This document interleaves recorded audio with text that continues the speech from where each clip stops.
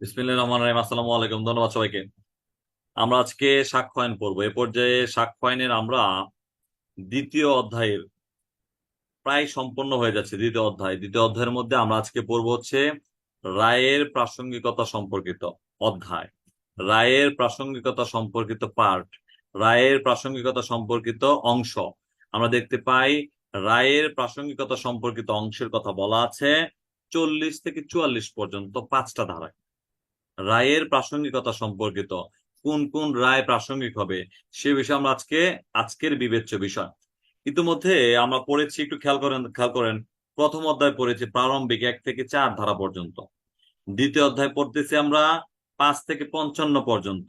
দ্বিতীয় অধ্যায়ের প্রথম অংশ পড়েছিলাম 5 থেকে 16 বিষয়ের প্রাসঙ্গিকতা। দ্বিতীয় অংশ পড়েছিলাম 17 থেকে 23 স্বীকৃতির প্রাসঙ্গিকতা। তৃতীয় অংশ পড়েছি স্বীকারোক্তির প্রাসঙ্গিকতা 24 থেকে 31 পর্যন্ত। দেন আমরা চতুর্থ অংশ পড়েছিলাম যে সকল সাক্ষীকে আহ্বান করা যায় না তাদের বিবৃতি আদালতে প্রাসঙ্গিক 32, 33। আর বিশেষ বিষয়ের প্রাসঙ্গিকতা পড়েছি গত ক্লাসে 34 থেকে 38 পর্যন্ত। আর একটা ধারায় একটা পার্ট, সেটা হচ্ছে বিবৃতির কতটুকু অংশ প্রাসঙ্গিক হয়। বিবৃতির সারাংশ আদালতে প্রাসঙ্গিক 39 ধারায়। আর আজকের পার্ট হচ্ছে রায়ের প্রাসঙ্গিকতা সম্পর্কিত। কি হবে আজকে? রায়ের প্রাসঙ্গিকতা সম্পর্কিত। আর পরবর্তীতে দ্বিতীয় অধ্যায়ের আরো 2টা পার্ট থাকবে, সেটা হচ্ছে অভিমতের প্রাসঙ্গিকতা সম্পর্কিত 45 থেকে 51, চরিত্রের প্রাসঙ্গিকতা সম্পর্কিত 52 থেকে 55 ধারা পর্যন্ত। তাহলে এই হচ্ছে আমাদের অংশ। বারবার বলি যে এই ক্ষুদ্র ক্ষুদ্র অংশগুলো যদি আমরা মুখস্থ করতে পারি তাহলে একটা প্রশ্ন ধরার ক্ষেত্রে সুবিধা হবে। কিভাবে সুবিধা হবে? আপনাদের পরীক্ষাতে প্রশ্ন আসলো, ধরেন রায়ের প্রাসঙ্গিকতা আলোচনা করুন। আপনি প্রথমেই কনসিডার করবেন যে প্রাসঙ্গিকতা সম্পর্কিত বিষয় বলা আছে দ্বিতীয় অধ্যায় কত থেকে কত, 5 থেকে 55। এই দ্বিতীয় অধ্যায়ের মধ্যে রায়ের প্রাসঙ্গিকতার বিষয়ে কত থেকে কত অধ্যায় পার্টে বলা আছে 40 থেকে 44-এর মধ্যে। তাহলে 40 থেকে 44-এর মধ্যে যে ধারাটা থেকে প্রশ্ন আসছে আজকে সে ধারাগুলো জানবে রায়ের প্রাসঙ্গিকতা সম্পর্কিত। খেয়াল করবেন, বারবার বলি আপনাদের যে প্রত্যেকটা শব্দ একটু ডিপলি জানতে হবে, ক্লিয়ারলি জানতে হবে। যদি না জানি তাহলে ধারা ধরাটা কষ্টসাধ্য হবে। আমরা আজকে জানবো রায়ের প্রাসঙ্গিকতা সম্পর্কিত অধ্যায়, যা 40 থেকে 44 এর মধ্যে আপনারা ইতিমধ্যে পড়েছেন। ফৌজদারি কার্যবিধি আইনের 403-1 মনে আছে কিনা? 403-1। অস্ত্র আইনে আমরা পড়েছি 31 ধারা। পুলিশ আইনে পড়েছি 36 ধারা। এই ধারাগুলোর বিবেচ্য বিষয় কি ছিল? একটা অপরাধের জন্য, একই অপরাধের জন্য আপনি দণ্ড বা খালাস পাওয়ার পর এই একই অপরাধে আপনাকে আর দ্বিতীয়বার সাজা দেওয়া যাবে না। এখন দেখা গেল যে যে অপরাধের জন্য আপনি ইতিমধ্যে দণ্ড বা খালাস পেয়েছেন সে অপরাধের জন্য একই বিষয়ে আবার মামলা রুজু হয়েছে, বা একই সাথে মামলা রুজু হয়েছে, একটাই আপনি দণ্ডপ্রাপ্ত হয়ে গেছেন। এই দণ্ডের যে আদেশ, দণ্ডদানের যে আদেশ, সে আদেশটা আদালতে প্রাসঙ্গিক হবে দ্বিতীয় মামলার রায় নিষিদ্ধকরণের জন্য। কারণ একই বিষয়ে দুইবার আপনাকে দণ্ড দিতে পারে না। তো দ্বিতীয়বার যখন আদালত না জেনে বা জনৈক ব্যক্তি না জেনে আপনাকে দণ্ডদানের জন্য ফাইলপত্র প্রস্তুত করেছেন, তার কাছে যদি প্রথম মামলার রায়টা উপস্থাপন করেন যে মাননীয় আদালত, এক অপরাধের জন্য আমি কয়বার সাজা পাবো, একবার তো আমাকে দণ্ড দেওয়া হয়েছে, তখন আদালত বিবেচনায় নিবেন যে তাই নাকি, কপিটা দাও। কপিটা দেখে যদি দেখে যে আসলেই আপনি দণ্ডপ্রাপ্ত হয়েছেন এই অপরাধের জন্য, জনৈক করিমউদ্দিনকে হত্যা করার জন্য আপনি যাবজ্জীবন কারাবাস করেছেন, দেখা যায় যে এই একই অপরাধের জন্য আপনাকে দ্বিতীয়বার সাজা দেওয়া যায় না, সেই রায়টা নিষিদ্ধ হয়ে যাবে প্রথম মামলার কপিটা দেখানোর পর। তাহলে আমরা ইতিমধ্যে বলেছিলাম না যে যাকে হত্যা করার জন্য আপনি যাবজ্জীবন কারাভোগ করেছেন, তাকে হত্যা করার জন্যই আপনি কারাভোগ করেছেন, এই কারাভোগ শেষে বের হয়ে এসে দেখলেন যে তিনি এখনো জীবিত, তখন আপনি কি রেগে মেগে কি করবেন যে তোর জন্য আমার জীবনটা শেষ, সুখের সময়গুলো সব চলে গেছে, এক জীবনে আর তো কিছুই নাই, আজকে তোরে না পাওয়া পর্যন্ত আমি আর শান্তি হবো না। কারণ তাকে হত্যাকাণ্ডের জন্যই তো আপনি দণ্ডভোগ করেছেন। এক্ষেত্রে যদি আপনি রেগে মেগে আগুন হয়ে তাকে হত্যা করে ফেলেন, তাহলে এই হত্যাকাণ্ডের জন্য আপনাকে দ্বিতীয়বার দণ্ড দেওয়ার বিধান নাই, যা আমরা দেখতে পাই 40, ফৌজদারি কার্যবিধি 401-3, 403-1, পুলিশ আইন 36, অস্ত্র আইন 31। তাহলে একই বিষয়ে দ্বিতীয় মামলার রায় নিষিদ্ধ করার জন্য প্রথম মামলার রায় আদালতে প্রাসঙ্গিক হয়ে থাকে 40 ধারায়। কত ধারায়? 40 ধারায়। এখন আমরা দেখবো 41 ধারা। দেখেন কতগুলো একটু কঠিন শব্দ আছে, আমার কাছে কঠিন মনে হয়, জানি না আপনাদের কাছে সহজ মনে হয় কিনা। প্রভেট, এখতিয়ার, এডমিরালিটি, বিবাহ, দেউলিয়াত্ব। প্রভেট, এখতিয়ার, এডমিরালিটি, বিবাহ, দেউলিয়াত্ব। What do you mean by probate? আমরা প্রভেট কি এটা জানি কিনা? প্রভেট বলতে কাকে বোঝানো হয়েছে, কি বোঝানো হয়েছে সেটা আমরা জানি কিনা। আমরা দেখবো প্রভেট বলতে বোঝানো হয়েছে উইলকৃত সম্পত্তি, যাকে উইল করে যায়, উইলকারী যদি মারা যায় তাহলে সেই সম্পত্তি অটোমেটিক্যালি তিনি বুক দখল করতে পারেন না। সেজন্য তাকে কি করতে হয়? যার নামে উইল করে গেছে তিনি, যিনি উইল করে গেছেন, যার নামে উইল করছেন, যিনি উইল করছেন, যার নামে উইল করছেন, আমরা দেখতে পাই উইলকারী মারা গেলে যার নামে উইল করছেন তিনি এই উইলের কপি দ্বারা আদালতে একটা আবেদন দিবেন সম্পত্তি তার নামে করার জন্য। সেক্ষেত্রে আদালত সে আবেদনটা বিবেচনা করত তার নামে সে সম্পত্তির দলিল দিয়ে থাকেন। তাহলে এটাকে আমরা দেখতে পাই প্রভেট সম্পর্কিত রায় বলে অভিহিত করা হয়। সম্পত্তি ফেরত পাওয়ার জন্য বা সম্পত্তি নিজ নামে করার জন্য, সম্পত্তি নিজ নামে করার জন্য যে আদেশ দেওয়া হয়, যে রায় দেওয়া হয়, আমরা দেখতে পাই এই আপিল কাজ যাকে সম্পত্তি উইল করে গেল, উইলকারী যে আবেদন করেন সে আবেদনটাকে প্রভেট বলে অবহিত করা হয়ে থাকে। কত ধারা অনুযায়ী আমরা দেখতে পেলাম? 41 ধারা অনুযায়ী। তাহলে এই প্রভেট সম্পর্কিত রায় আদালতে প্রাসঙ্গিক হয়ে থাকে 41 ধারা অনুযায়ী। এরপর আমরা দেখি অ্যাডমিরালিটি। অ্যাডমিরালিটি সম্পর্কিত রায়। এই অ্যাডমিরালিটি সম্পর্কিত রায় কত ধারায় বলা আছে? অ্যাডমিরালিটি সম্পর্কিত রায়ের বিষয়ে আমরা দেখতে পাবো বলা আছে 41 ধারায়। এই অ্যাডমিরালিটি মানেটা কি? অ্যাডমিরালিটি মানে হচ্ছে নৌ বিভাগ সম্পর্কিত রায়। নৌ বিভাগ সম্পর্কিত রায়। বিবাহ মানে বিবাহ সম্পর্কিত রায়, বিবাহ হয়েছে, তালাকপ্রাপ্ত হয়েছে, এই যে বিবাহ রিলেটেড রায়। আর দেউলিয়াত্ব, আপনি কোনো দেউলিয়া হয়ে গেছেন, সম্পত্তি সব বিলীন হয়ে গেছে, টাকা পয়সা নাই, আপনি আদালতে নিজেকে দেউলিয়া বলে ঘোষণা করার জন্য আবেদন করেছেন। এই যে রায়, আদালত যদি তাকে দেউলিয়া ঘোষণা করে সেই রায়টা আদালতে প্রাসঙ্গিক হবে কখন? কাউকে যদি দেউলিয়া রূপে ঘোষণা করা হয় সেক্ষেত্রে আমরা দেখব তিনি কোনো প্রকার ঋণ গ্রহীতা হলে ওই ঋণ আর ব্যাংক তার কাছ থেকে নেয় না। এই জন্য রায়টা ঋণ গ্রহণের ক্ষেত্রে, ঋণ পরিশোধের ক্ষেত্রে আদালতে প্রাসঙ্গিক হয়। তাহলে এই প্রভেট, এখতিয়ার, অ্যাডমিরালিটি, বিবাহ, দেউলিয়াত্ব, এই 5টা রায় আদালতে প্রাসঙ্গিক হবে কত ধারায়? 41 ধারা। কত ধারায় প্রাসঙ্গিক হবে? 41 ধারায়। তাহলে প্রথমে আমরা কি পড়েছি? দ্বিতীয় মামলার রায় নিষিদ্ধ করার জন্য প্রথম মামলার রায় আদালতে প্রাসঙ্গিক হবে 40 ধারায়। প্রভেট, এখতিয়ার, অ্যাডমিরালিটি, বিবাহ, দেউলিয়াত্ব সম্পর্কিত রায় আদালতে প্রাসঙ্গিক হবে 41 ধারায়। তাহলে 40, 41 দুইটা ধারা বললাম। এখন আমরা পড়বো 42 ধারা। খেয়াল করি, গণপ্রকৃতিমূলক রায়। গণপ্রকৃতিমূলক মানে কি? জনসাধারণের অধিকার সম্পর্কিত। গণপ্রকৃতিমূলক রায় মানে জনসাধারণের অধিকার সম্পর্কিত। এই জনসাধারণের অধিকার সম্পর্কিত রায়ের ক্ষেত্রে আমরা দেখব জনসাধারণের অধিকার সম্পর্কিত রায় কত ধারায় বলা আছে? 42 ধারায় বলা আছে। জনসাধারণের অধিকার সম্পর্কিত রায় আদালতে প্রাসঙ্গিক হয় কোন ক্ষেত্রে? আমরা ক্ষেত্রের মধ্যে প্রথমে দেখব যে গণপ্রকৃতিমূলক রায় বলতে বোঝানো হয়েছে কোন প্রকার সম্পত্তি যা গত 20 বছর, 30 বছর, 40 বছর যাবৎ জনসাধারণের ব্যবহার্য রাস্তা হিসাবে ব্যবহৃত হয়ে থাকে। হঠাৎ করে কোনো ব্যক্তি এসে বলতেছে যে এই সম্পত্তিটি আমার বাবার, আমার দাদার, এখান দিয়ে আর কেউ হাঁটাচলা করবেন না। ইতিহাস পর্যালোচনায় দেখা যায় অধ্যকার যে ঘটনা, আজকে যে তাকে বাধা দেওয়া হয়েছে রাস্তা দিয়ে না হাঁটার জন্য, এই বিষয়ে বা এই সম্পর্কিত আজ থেকে 5 বছর আগেও তিনি জনৈক ব্যক্তিকে বাধা দিয়েছিলেন এই জায়গা দিয়ে না হাঁটার জন্য। সে ব্যক্তি আদালতে মামলা করে এবং সে মামলায় তিনি জয়ী হয়। অর্থাৎ এটা জনসাধারণের রাস্তারূপে আজ থেকে 5 বছর আগে আদালত ঘোষণা করেন যে এটা ইনি ব্যক্তিগতভাবে দাবি করলেও যেহেতু বিগত 50 বছর যাবৎ ইহা রাস্তারূপে ব্যবহৃত হচ্ছে, এখনো সেটা রাস্তারূপে ব্যবহৃত হবে। তাহলে যাকে বা যিনি বর্তমানে, খেয়াল করবেন কিন্তু, যিনি বর্তমানে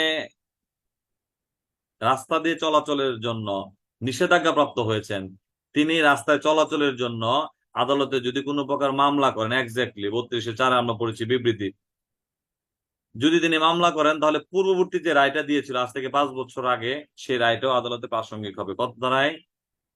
এখন আমরা পড়লাম গণপ্রকৃতিমূলক রায়, সে রায়টি প্রাসঙ্গিক হবে 42 ধারায়।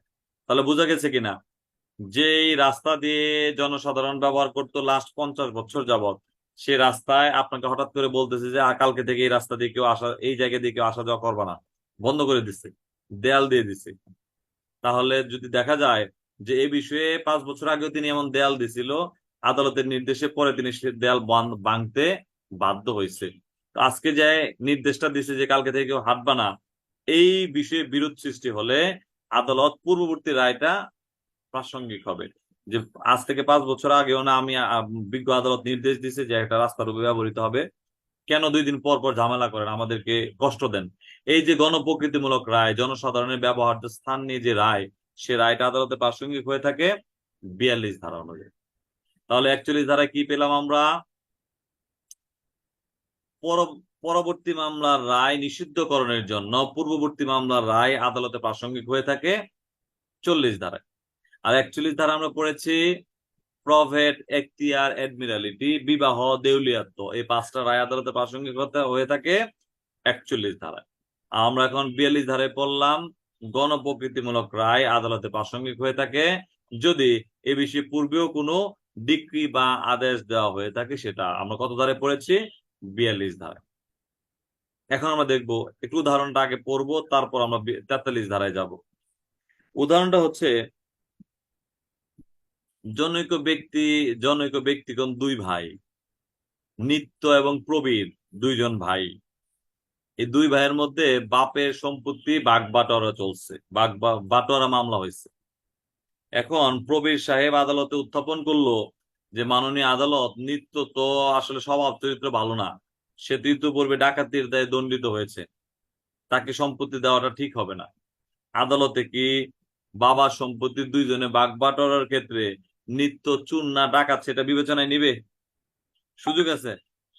বাবার সম্পত্তি 2 জনেই পাবে আইনগত অধিকার, সে চোর না সে ডাকাত, সে নাকি কৃষক, সেজন্য তো সে বাবার সম্পত্তি কম পাবে না? পাবে, কম পাবে। তাহলে যে রায় মামলার বিচার্য বিষয়ের সাথে প্রাসঙ্গিক নয়, যুক্তিযুক্ত নয়, সে রায়টা আদালত গ্রহণযোগ্য হবে না, সেই রায় আদালতে গ্রহণযোগ্য হবে না, সেই রায় আদালত গ্রহণ করবে না। কত ধারায়? 43 ধারায়। বুঝা গেছে কিনা কিছু? যে রায়টা আদালতে যে বিচার চলতেছে, মামলার বিচার চলতেছে, সে বিচারের সাথে যদি সম্পর্কযুক্ত না হয়, প্রাসঙ্গিক না হয়, তাহলে আদালত গ্রহণ করবে না 43 ধারা। আবার প্রাসঙ্গিক হলে করবে। প্রাসঙ্গিক হলে করবে কত ধারায় বলছে? প্রাসঙ্গিক হলে করবে বলছে, সেটাও 43। দ্যাট মিনস আপনারা ইতিমধ্যে 27 ধারায় পড়েছেন, পুলিশের নিকট যে স্বীকারোক্তি প্রদান করা হয়, এই স্বীকারোক্তি প্রদানকালে যদি আলামত উদ্ধার হয় তাহলে প্রাসঙ্গিক, আলামত উদ্ধার না হলে অপ্রাসঙ্গিক। করেছেন না? সেম থিংস আমরা 43 ধারায়ও 2টা নেগেটিভ এবং পজিটিভ হবে। যদি মামলার যে বিচার্য বিষয়ের সাথে সম্পর্কযুক্ত কোনো রায় হয়ে থাকে তাহলে আদালতে প্রাসঙ্গিক হবে, আর যদি সম্পর্কযুক্ত না হয় তাহলে সেটা প্রাসঙ্গিক হবে না। প্রাসঙ্গিক হবে না, প্রাসঙ্গিক হবে একটা উদাহরণ পড়বো, প্রাসঙ্গিক হবে না সে বিষয়ে আরেকটা উদাহরণ পড়বো। তাহলে প্রাসঙ্গিক যে হবে না সেটা আমরা কি জানলাম? বাপের সম্পত্তি বাটোয়ারা দলিলের ক্ষেত্রে আদালত, ভাইয়ের মধ্যে কেউ যদি চোর ডাকাত থাকে তাহলে সেজন্য তার সম্পত্তি কম পাওয়ার কোনো বিধান নাই। এটা একটা উদাহরণ দিয়ে বুঝলাম কিনা আমরা, যে আদালতের বিচার্য বিষয়ের সাথে আপনি যে রায়ের কপি উত্থাপন করতেছেন, সেই কপিটা যদি সম্পর্কযুক্ত না হয়, সে যে আগে ডাকাতি করে দণ্ডপ্রাপ্ত হয়েছে, এই দণ্ড পাওয়ার কপি যদি আদালত উত্থাপন করেন, সেটাকে আদালত গ্রহণ করবে? বাটোয়ারা মামলার ক্ষেত্রে করবে না। এটা হচ্ছে যে রায় আদালতের বিচার্য বিষয়ের সাথে প্রাসঙ্গিক নয়, সে রায় গ্রহণযোগ্য নয় 43। আবার যে রায় আদালতের বিচার্য বিষয়ের সাথে প্রাসঙ্গিক সেটা গ্রহণযোগ্য হবে 43। তাহলে গ্রহণযোগ্য হবে কোন ক্ষেত্রে? খেয়াল করেন, জনৈক ব্যক্তিদ্বয়ের সাথে জমি জমা নিয়ে মামলা চলতেছে ভাই ভাইয়ের মধ্যে। এখন এই মামলায় রায় পেয়ে গেছে প্রবীর সাহেব, প্রবীর রায় পেয়েছে যে সম্পত্তিটা প্রবীরের। এখন নিত্য তো রেগে মেগে আগুন যে আমি সম্পত্তি পেলাম না। নিত্য যদিও একটু বার্ধক্য বয়স প্রকৃতির লোক, সে কোনো কথা বলে নাই, কিন্তু তার যে ছেলে রেগে মেগে প্রবীরের ছেলেকে হত্যা করে। তাহলে এই রায় প্রদানের ক্ষেত্রে, এই দণ্ড প্রদানের ক্ষেত্রে হত্যা করার পিছনে মূল কারণটা কি? সম্পত্তির রায়। মূল কারণটা কি? সম্পত্তির রায়। তাহলে এই দণ্ড প্রদানের ক্ষেত্রে সম্পত্তির যে রায় প্রদান, এই রায়ের কপিটা বা রায়ের যে প্রাসঙ্গিকতা আদালতে আছে কিনা। কারণ এই রায়টা দিছে বিদায় হত্যাকাণ্ডটা হয়েছে। কারণ এই রায়ের সূত্র ধরে ক্ষিপে রাগান্বিত হয়ে নিত্য প্রবীরের ছেলেকে হত্যা করেন।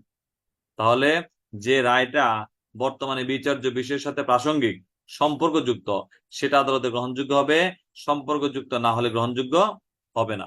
কত ধারায়? 43 ধারা। তাহলে আমরা 41 ধারায় কি পেয়েছি? পরবর্তী মামলার রায় নিষিদ্ধ করার জন্য পূর্ববর্তী মামলার রায় প্রাসঙ্গিক হবে 40। প্রভেট, এখতিয়ার, অ্যাডমিরালিটি, বিবাহ, দেউলিয়াত্ব সম্পর্কিত রায় আদালতে প্রাসঙ্গিক হবে 41।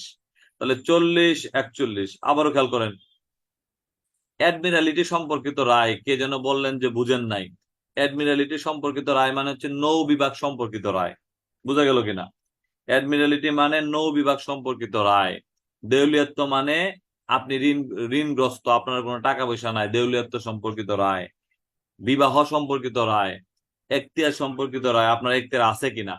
তাহলে এই প্রভেট, এখতিয়ার, অ্যাডমিরালিটি, বিবাহ, দেউলিয়াত্ব এই সম্পর্কিত রায় আদালতে প্রাসঙ্গিক হবে 41 ধারায়। গণপ্রকৃতিমূলক রায় প্রাসঙ্গিক হবে 42 ধারায়। আর 43 ধারা আমরা পড়েছি, বিচার্য বিষয়ের সাথে যে রায় সম্পর্কযুক্ত সেই রায় প্রাসঙ্গিক হবে, বিচার্য বিষয়ের সাথে যে রায় সম্পর্কযুক্ত নয় সে রায় প্রাসঙ্গিক হবে না। কত ধারা আমরা দেখতে পাই? 43 ধারায়।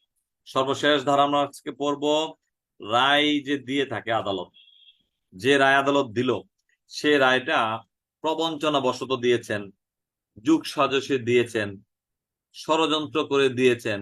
অর্থাৎ সংক্ষুব্ধ ব্যক্তি বলে একটা শব্দ আমরা পড়েছি, যিনি মামলার রায়ে সন্তুষ্ট নয়, যিনি মামলার রায়ে সন্তুষ্ট নয়। মামলার রায় যদি সন্তুষ্ট না হয় সেক্ষেত্রে তিনি সংক্ষুব্ধ ব্যক্তি আদালতের এই রায়ের প্রতি অনাস্থা জ্ঞাপন করতে পারেন। এই রায়ের প্রতি অনাস্থা জ্ঞাপনকালে তিনি উল্লেখ করতে পারেন যে যে রায়টা প্রবঞ্চনা বশত দেওয়া হয়েছে, আমাকে ক্ষতিগ্রস্ত করার জন্য দেওয়া হয়েছে, বিরোধী পক্ষের ষড়যন্ত্রে আদালত যুক্ত ছিল যার কারণে আমার বিরুদ্ধে রায় দিচ্ছে। আপনি অনাস্থা জ্ঞাপন করতে পারেন, আপনার মানা না মানা জানা সেটা জানাইতে পারেন, বিবেচনা করবেন আদালত। বোঝা গেল? উচ্চ আদালতকে আপনি জানাইতে পারেন যে ম্যাজিস্ট্রেট কোর্ট আমাকে যে দণ্ড দিয়েছেন সে দণ্ডটা যুক্তিযুক্ত নয়, সে দণ্ডটা আমার বিরুদ্ধে দিয়েছেন কারণ তিনি বিরুদ্ধ পক্ষ থেকে টাকা খাইছেন। বলতে পারেন না? এই যে অভিযোগ উত্থাপন করা, এই যে আদালতের রায়ের প্রতি অনাস্থা জ্ঞাপন করা, সে বিষয়ে আপনার অধিকার রয়েছে কত ধারায়? 44 ধারায়। এই রায়ের কপি সহ আপনি আদালতে আবেদন করতে পারেন। তাহলে আমরা কি দেখতে পেয়েছি? 44 ধারায় দেখতে পেয়েছি রায়ের যে সকল রায় দেওয়া হয়েছে সে সকল রায় প্রবঞ্চনা বশত দেওয়া হয়েছে, ষড়যন্ত্র বশত দেওয়া হয়েছে, আদালতকে অযোগ্যতা, আদালতের অযোগ্যতা নিয়ে আপনি প্রশ্ন উত্থাপন করতে পারেন 44 ধারায়। তাহলে আমরা আজকে 5টা ধারা পড়লাম। প্রথমে পড়লাম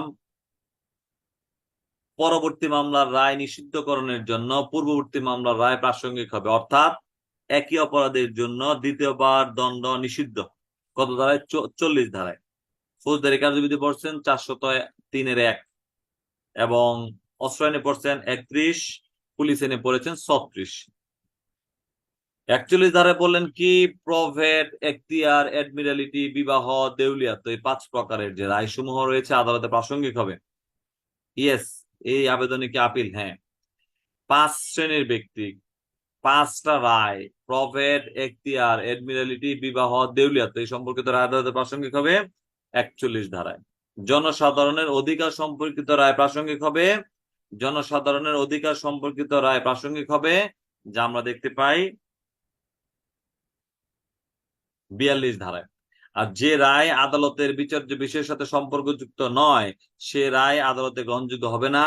যে রায় আদালতের বিচার্য বিষয়ের সাথে সম্পর্কযুক্ত সে রায় আদালতে গ্রহণযোগ্য হবে 43 ধারায়।